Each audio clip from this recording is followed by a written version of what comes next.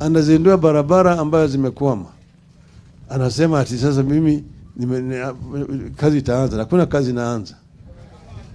Hata mabarabara ambayo alizindua kama naibu wa rais anazidi tena aenda kuzindua. Kazi yake ni kuzindua tu. Hata ile ya miradi ya county yeye anazindua. Anazindua anafanya kazi. Sasa hiyo barabara tunataka ijengwe. Kwa pande nyingine umesikia vile Kalonzo amesema. Kule jana hata leo nimeongea, kabla sijakuja hapa niliongea na gavana Wavinya. Alikuwa analia machozi. Vile watu wamevamiwa kule Mavoko, manyumba zao imebomolewa, makanisa zimebomolewa, mashule zimebomolewa. Na wakati hii ya El Nino kuna mvua ambayo inanyesha na watu sasa wanakaa pale hawana mahali ya kulala. Hiyo ni kitendo cha unyama.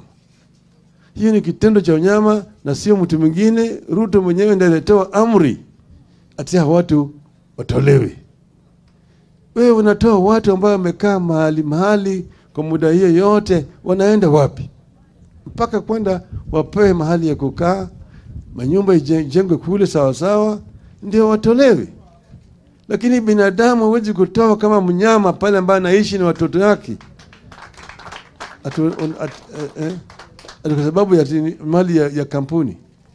Hiyo ni unyama, tunalani vikali kabisa. Na tunasema atoe chukuliwe, hao watu wajengewe manyumba yao sawa sawa na serikali. Wanaongea juu ya mambo ya affordable housing. Warudishwe wajengwe manyumba yao, wakae sawa sawa wakati hii ya shida ambayo iko hapo wakati huo. Neno langu la mwisho ni mambo ya, manake kuna maneno sitaki kuongea sana, manake Kalonzo wana kikao wanaendelea. Na nikisema mingi watasema Raila anaharibu mambo. Kwa hivyo lakini kuna kitu ambayo hao jamaa wanafanya ambaye inakera. Hao jamaa sasa wameingia kuharibu yale viungo vya serikali. Tuko hapa serikali ambayo tuko naye hapa una ujenzi ya utatu. Kuna serikali kuu, alafu kuna bunge, alafu kuna mahakama. Sasa bunge nitakana itengeneze sheria. Serikali inatumia hizo sheria kutawala nchi. Alafu mahakama inahakikisha kwamba serikali kuu inatekeleza sheria, haivunji hizo sheria. Serikali kuu inataka sasa kuteka nyara hizi viungo viwili, yaani bunge na mahakama. Kinaitwa state capture of the legislature. Inaendelea katika taifa letu siku wakati huu. Bunge sasa imehasiwa. Bunge imekuwa hanisi. Bunge tayari makende imefinywa. Haiwezi kufanya chochote. Bunge bado tuko naye sasa hawezi kuzaa wala chochote. Manake sasa amri inatoka kule Ikulu. Amri ikisetoka Ikulu inaletwa tu hapa kwa bunge kupiga stamp. Inapita vile kupingwa. Hata wabunge wapewe nafasi ya kujadili mswada ambaye inakuja huko. Wanasema ati muda ni kidogo, ati hii sasa kila mbunge apewe dakika 5. Naongea dakika 5. Dakika 5 unaweza kusema nini? Shirika. Haraka anasema baadaye ati yule ni the mover be called upon to reply. Alafu wanapiga ai hiyo ndio kazi yao tu. Na mara kwa mara wanapewa, nasikia mwingine amepewa ati anaenda safari, mwingine ameenda Amerika, mwingine ameenda huko Ulaya, mwingine ameenda Australia, hiyo wanirusha wanapewa. Lakini huyu jamaa aende nyumbani apende Jamaa akisamua kufanya kitu mpaka afanye. Tena unaona juzi tulikuwa sisi tunafanya maandamano. Sasa wengine wanaogopa. Kusema tunaenda lakini ukisema sasa tuende unaona wachache ambao wanataka kwenda mbele. Lakini huyu Wambua ukimwambia tunaenda anasimama anaenda. Tena yeye anataka kuongoza. Hiyo ni mtu shujaa kamili kabisa. Yeye ni moja kinara yetu na ndio sababu sisi tumekuja yote na tunafurahia yeye. Na vile vile tunatoa shukrani kwa kanisa kuombea yeye. Nilikuwa najua yeye anapenda sana tukienda kwa mkutano ya siasa, anaanza kaenda pale kwa jukwaa, anaanza na wimbo wa kikanisa. Na sikujua kwamba yeye yako ndani ya kwaya hapa vile nimeona siku ya leo. Leo nimeona kwaya yake pale natoka. Kila mara akija ako na ujumbe kutoka kwa Mungu kupitia kwa wimbo wa kikanisa. Kwa hiyo tunashukuru na tumefurahi sana. Mpaka nitoa shukrani kwenu kwa kujitokeza mwaka jana na kupiga sisi kura Azimio kwa fujo kabisa. Nasema asanteni sana tena. Shukrani sana kwa yale ambayo mlifanya. Hiyo sura yenu ilikuwa ni kama ile mshale kutoka Ukambani pande hii. Ile donga ile swara. Ile swara ni lala ndani ya msitu pale na iko na ile mshale ya Wakamba ndani yake. Sawa sawa? Unaliona vizuri? Sasa kina Kalonzo wako pale wanajaribu kutibu hiyo ugonjwa.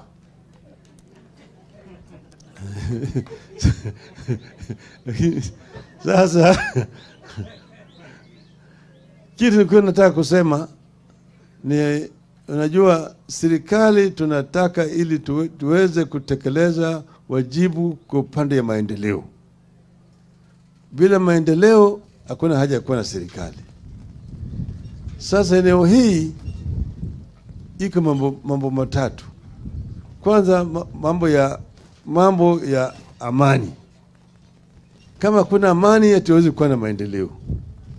Na hapa mnajua kuna shida ambayo mko naye hapa ni wale watu ambao wanatoka ngambo ile nyingine wanakuja na ngamia, wanavuka mpaka, wanaingia pande hii na wanakuja na masilaha, wanapiga watu na kuua watu. Sio ni kweli?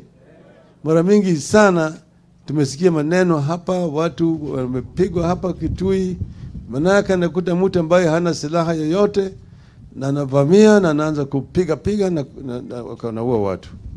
Na serikali iko hapa. Tunajua wale ambao wanahusika. Najua kwamba hili waziri wa mambo ya ulinzi vile vile anahusika. Manake yeye vile vile ako na ngamia yake. Wewe unakuja hapo.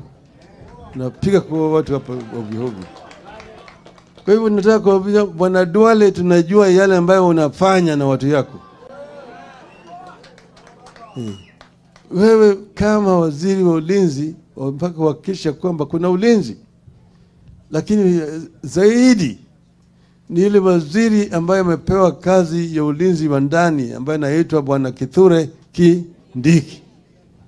Hakikisha kwamba kuna shwari na kuna hali ya utulivu na Wakenya wote wanaweza kulala bila kuogopa ya kwamba kesho nitavamiwa na nitapigwa risasi na wale watu ambao wameletwa ngome yao.